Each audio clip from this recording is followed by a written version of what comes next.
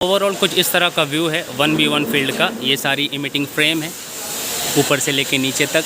ये middle position की, जिसे हम लोग सेकंड मिडिल बोलते हैं। इससे ऊपर एक और है जिसे टॉप मिडिल बोलते हैं, उसके ऊपर टॉप पोजीशन। ये हॉपर नंबर 1 है और ये हॉपर नंबर 2 है 1v1 फील्ड का। और ऑलवेज ये डायगोनल से टायर्ड वर्टिकल बॉक्स के साथ में कनेक्ट होते हैं, रैपिंग साइड और नॉन रैपिंग साइड दोनों साइड में। ये हॉपर नंबर 1 है 1v2 फील्ड का।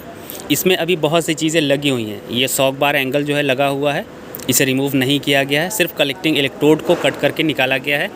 और इसके ठीक नीचे ये देखो सॉक बार गाइड है, ये रैपिंग साइड का है। और ठीक इसके अपोजिट में वो सामने की तरफ में नॉन रैपिंग साइड का है। हमने बहुत सारी चीज़ों को बचाया है, जो बेकार चीज़ें थी उसे सही तरीके से रिमूव किया है, ताकि जो अच्छी चीज़ें हैं वो डैमेज ना हो जाएं। ये देखो, ये हॉपर रिज कहलाता है। जब दो हॉपर आपस में कनेक्ट होते हैं तो बीच में ये हॉपर रिज का एरिया आ जाता है। तो यहाँ से फील्ड डिवाइड हो जाती है, पहला फंडा। दूसरा, अगर आप उससे नहीं देखना चाहते हो तो यहाँ पर नीचे की साइड में आप देखना, एमिटिंग फ्रेम यहाँ से अलग हो जाते हैं। ये देखो, ये दोनों अलग हैं, कनेक्ट नहीं हैं। तो यहाँ से फील्ड डिवाइड हो गई, ये आसानी से समझा जा सकता है। उस पर लोड आएगा, इसलिए हम लोगों ने उस वर्टिकल पाइप को यहाँ से रिमूव किया है। बाद में इस फ्रेम को हम लोग स्ट्रेट कर सकते हैं, हीट करके सीधा कर सकते हैं, और बाद में वर्टिकल पाइप दूसरा उसमें कनेक्ट कर सकते हैं। सिर्फ हमें इस वाले में बॉटम एमिटिंग फ्रेम को असेंबल करना पड़ेगा। यूनिट नंबर 7 की एक फील्ड 1v1 का डिसमेंटलिंग वर्क कंप्लीट हो चुका है, जो कि आप मेरी पिछली वीडियो में देख चुके हो। और इस वक्त मैं यूनिट नंबर 8 की 1v1 एंड 1v2 में खड़ा हुआ हूँ इनसाइड द ESP। ये सारे ESP इंटरनल के अंदर के स्ट्रक्चर हैं जो इस वक्त आप वीडियो में देख रहे हो। जैसे ही ये फील्ड का डिसमेंटलिंग वर्क कंप्लीट हो जाएगा, उसके बाद बारी आएगी C पास की, जिसमें हमारा 1C1 का डिसमेंटलिंग होना है। जैसे ही 1C1 डिसमेंटलिंग वर्क कंप्लीट हो जाएगा, उसके बाद हमारा प्रोजेक्ट भी कंप्लीट हो जाएगा। किस तरह से ESP डिसमेंटलिंग वर्क होता है वो आप मेरी पिछली 4-5 वीडियो में देख चुके हो, जो मैं ऑलरेडी अपने चैनल पर अपलोड कर चुका हूँ। आज की इस वीडियो में बेसिकली मैं आपसे 1v1 एंड 1v2 की कुछ इन्फॉर्मेशन शेयर करूँगा। किस तरह से पर्टिकुलर इस फील्ड में डिसमेंटलिंग वर्क हुआ है वो मैं आज आप लोगों को दिखाऊंगा। सो वीडियो में बने रहो। आज की ये वीडियो भी ऑलवेज़ की तरह इन्फॉर्मेटिव होने वाली है। वीडियो अच्छी लगे तो लाइक और शेयर कर देना। चैनल पर नए हो तो चैनल को सब्सक्राइब कर लेना, ताकि इस तरह की और भी इंटरेस्टिंग वीडियो आपको आसानी से मिलती रहे। तो चलो बिना किसी देरी के आज के ये वीडियो शुरू करते हैं। तो ओवरऑल कुछ इस तरह का व्यू है 1v1 फील्ड का। ये सारी इमिटिंग फ्रेम है ऊपर से लेके नीचे तक।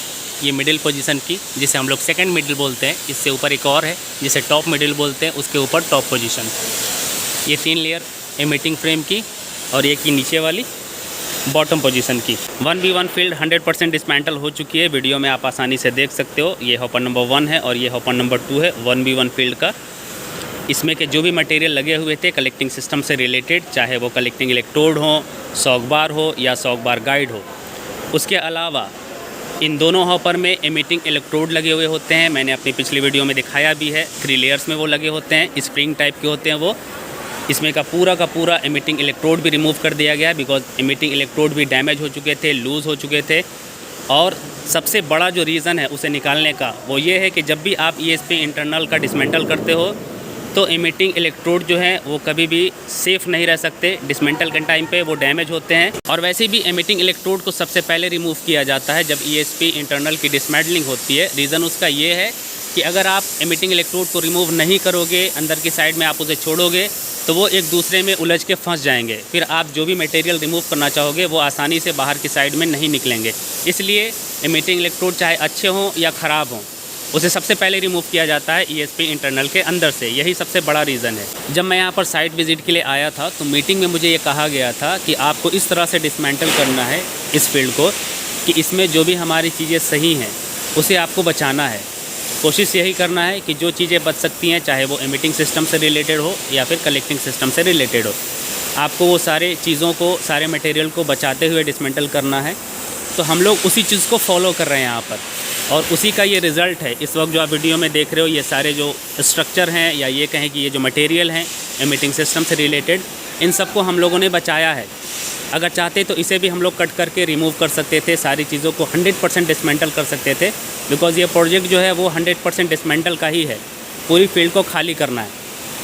पर हमें जब कहा गया कि आपको चीज़ों को बचाना भी है, जो चीज़ें सही हैं उसे रिमूव नहीं करना है, ताकि बाद में हम इसे यूज़ कर सकें दोबारा। पर हमें जब कहा गया कि आपको सही चीज़ों को बचाना है, उसी हिसाब से आपको फील्ड डिसमेंटल करनी है। जो चीज़ें बच सकती हैं प्लीज़ उसे आप बचाएँ। तो उसका रिज़ल्ट इस वक्त आपके सामने है। हमने बहुत सारी चीज़ों को बचाया है, जो बेकार चीज़ें थी उसे सही तरीके से रिमूव किया है ताकि जो अच्छी चीज़ें हैं वो डैमेज ना हो जाएं। मैंने जो चीज़ें रिमूव की हैं इन सारी फील्डों में से, वो सब बताऊंगा आपको आगे की वीडियो में, सो आप वीडियो में बने रहो। इस वक्त जो आप वीडियो में देख रहे हो ये पूरा का पूरा 1v1 सेक्शन कहलाता है। इस हॉपर से लेके इस हॉपर तक 2 हॉपर आपस में कनेक्ट होकर एक फील्ड कहलाती है। इस वाले हॉपर को आप देखो तो इसमें से हम लोगों ने बॉटम एमिटिंग फ्रेम को रिमूव किया है बिकॉज वो डैमेज हो चुके थे। इस वाले में अगर आप देखो तो इसमें बॉटम एमिटिंग फ्रेम लगा हुआ है। उसका रीज़न सिंपल है कि ये बॉटम एमिटिंग फ्रेम सही कंडीशन में है, वर्टिकल पाइप भी सही कंडीशन में है, ऊपर की साइड में भी जो फ्रेम लगे हुए हैं एमिटिंग के वो सारे सही कंडीशन में हैं। इधर वाले में आप देखो तो इसका ये जो सेकंड मिडिल पोजीशन वाला फ्रेम है ये सही कंडीशन में है। थोड़ा बेंड हो गया है, उसे बाद में ठीक किया जा सकता है, इसलिए हम लोगों ने उसे कट नहीं किया। इसके ऊपर जो 2 लेयर में फ्रेम होते हैं वो वाला अगर आपको दिखाई दे रहा हो, टॉप मिडिल और उसके ऊपर टॉप पोजीशन, वो सारे फ्रेम सही कंडीशन में है। उसके ऊपर जो वर्टिकल पाइप लगा हुआ है वो भी सही कंडीशन में है। इस वाले से हम लोगों ने वर्टिकल पाइप को रिमूव किया है, उसका रीज़न भी बताता हूँ। देखो वो सारे मार्क हैं जहाँ से पाइप को रिमूव किया गया है, वो हम लोगों ने इसलिए रिमूव किया है बिकॉज़ इस वाले फ्रेम को रिमूव करना था। अब इस वाले फ्रेम को रिमूव कर दें और इस वाले में अगर वो पाइप हैंग हो रहा हो तो बाद में ये जो फ्रेम है वो और बेंड हो जाएगी और नीचे की साइड में आ जाएगी, उस पर लोड आएगा। इसलिए हम लोगों ने उस वर्टिकल पाइप को यहाँ से रिमूव किया है। बाद में इस फ्रेम को हम लोग स्ट्रेट कर सकते हैं, हीट करके सीधा कर सकते हैं और बाद में वर्टिकल पाइप दूसरा उसमें कनेक्ट कर सकते हैं। सिर्फ हमें इस वाले में बॉटम एमिटिंग फ्रेम को असेंबल करना पड़ेगा, इसलिए हम लोगों ने कुछ इस तरह से कटिंग की है या फिर ये कहें कि डिसमेंटल किया है पर्टिकुलर इस वाले हॉपर को। इस फील्ड से जो चीज़ें रिमूव की गई हैं वो है एमिटिंग इलेक्ट्रोड, तीनों लेयर से और दोनों हॉपर के अंदर से सारी की सारी एमिटिंग इलेक्ट्रोड को रिमूव किया गया है। उसके बाद दोनों हॉपर के जो कलेक्टिंग इलेक्ट्रोड होते हैं उसे रिमूव किया गया है। उसके बाद शॉक बार का नंबर आता है, सारे कलेक्टिंग इलेक्ट्रोड में शॉक बार लगे होते हैं दोनों हॉपर में बॉटम पोजीशन में, उसे रिमूव किया गया है। उसके बाद शॉक बार गाइड दोनों हॉपर में होते हैं, नॉन रैपिंग साइड में और ये रैपिंग साइड में, उसे भी रिमूव किया गया है। मेनली जब भी डिसमेंटलिंग वर्क होता है ESP इंटरनल का तो यही सारी चीज़ें रिमूव की जाती हैं और यही सारी चीज़ें डैमेज भी होती हैं। एमिटिंग फ्रेम बहुत कम ही डैमेज होता है, ये मैंने देखा है और इस वक्त भी आप कंडीशन देख सकते हो कि ये डैमेज नहीं हुए हैं। डैमेज होता है कलेक्टिंग इलेक्ट्रोड, वो पूरा का पूरा गिर जाता है नीचे हॉपर में।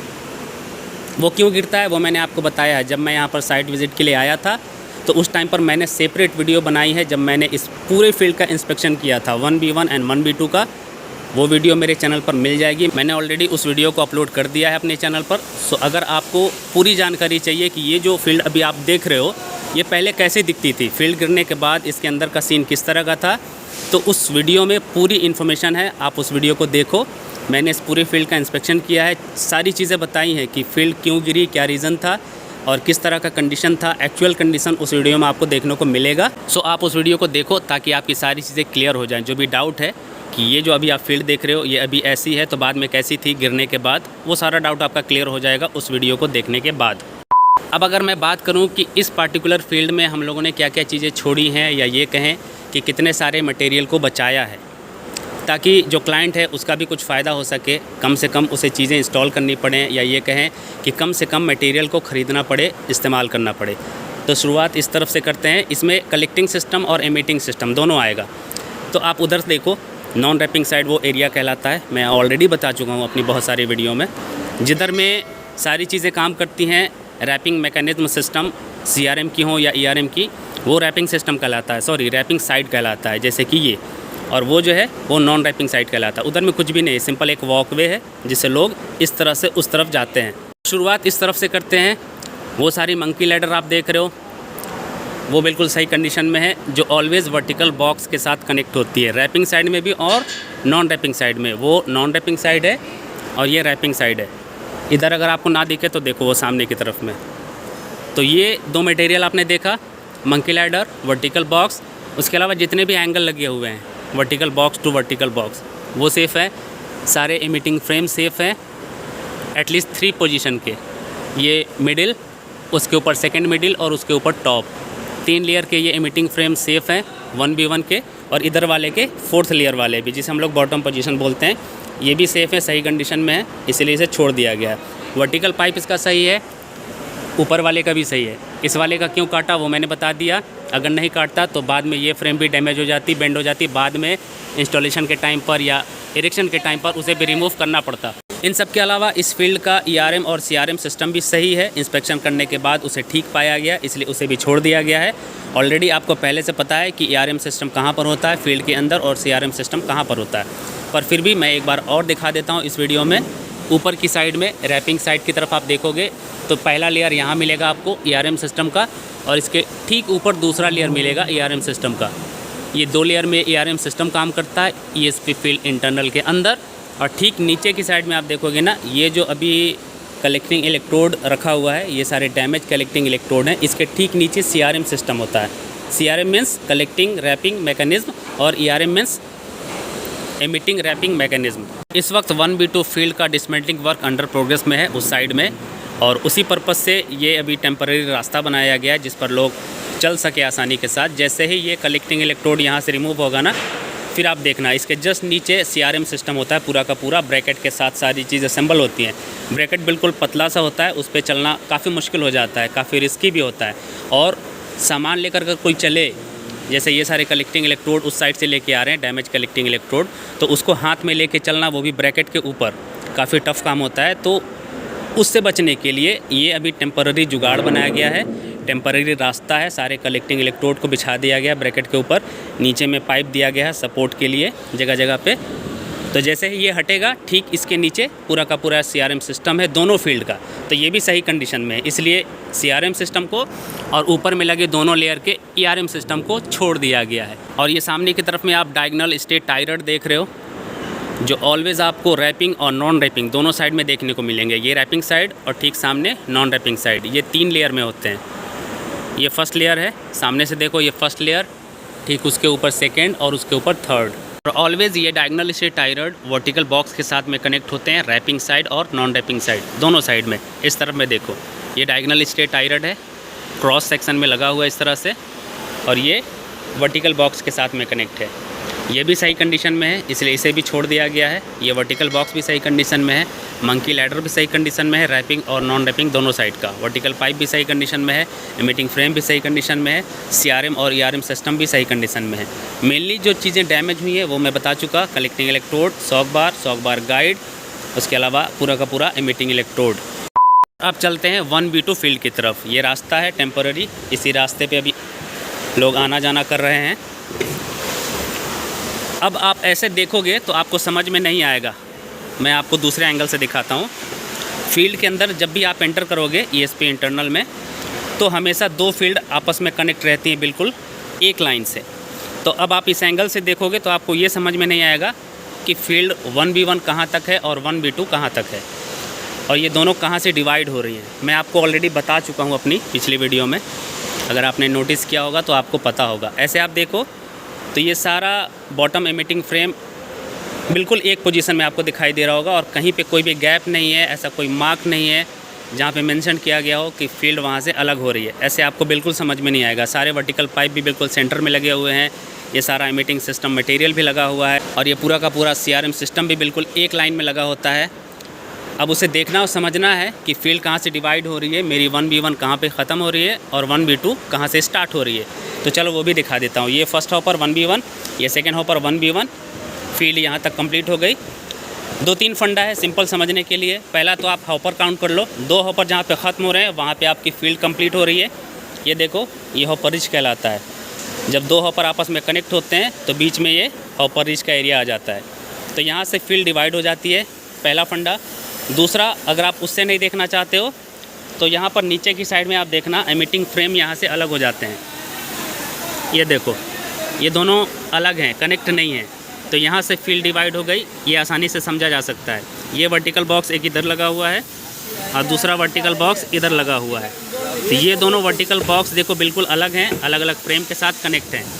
तो इससे भी समझा जा सकता है कि फील्ड यहाँ से डिवाइड हो रही है। तो ये 2 तरीका है। ऐसे आप देखोगे तो किसी में भी आपको डिस्टेंस अलग नहीं दिखेगा, ऑलमोस्ट बिल्कुल सेम डिस्टेंस है, वर्टिकल पाइप का हो या फिर ये एमिटिंग फ्रेम का हो। तो ये 2 फंडा है समझने के लिए कि फील्ड मेरी कहाँ से डिवाइड हो रही है। तो ये पूरा का पूरा फील्ड इधर कंप्लीट हो गया, मैंने सारी चीज़ें समझा दी पर्टिकुलर इस फील्ड के बारे में 1B1। क्या क्या चीज़ें डिसमेंटल हुई हैं, किस तरह से हुई हैं और क्या चीज़ों को छोड़ा गया है। अब ठीक यहाँ से 1B2 फील्ड स्टार्ट हो जाती है, बिल्कुल इस पोजीशन से जो मैंने अभी आपको समझाया। ये हॉपर नंबर 1 है 1B2 फील्ड का। इसमें अभी बहुत सी चीज़ें लगी हुई हैं। ये शॉक बार एंगल जो है लगा हुआ है, इसे रिमूव नहीं किया गया है, सिर्फ कलेक्टिंग इलेक्ट्रोड को कट करके निकाला गया है। और इसके ठीक नीचे ये देखो शॉक बार गाइड है, ये रैपिंग साइड का है और ठीक इसके अपोजिट में वो सामने की तरफ में नॉन रैपिंग साइड का है। तो ये सारे मटेरियल को अभी रिमूव करना बाकी है, बिकॉज इस वाले फील्ड का काम अंडर प्रोग्रेस में है। उस साइड में देखो बंदे लगे हुए हैं जो अभी कलेक्टिंग इलेक्ट्रोड को रिमूव कर रहे हैं हॉपर नंबर 2 से, 1B2 का हॉपर नंबर 2।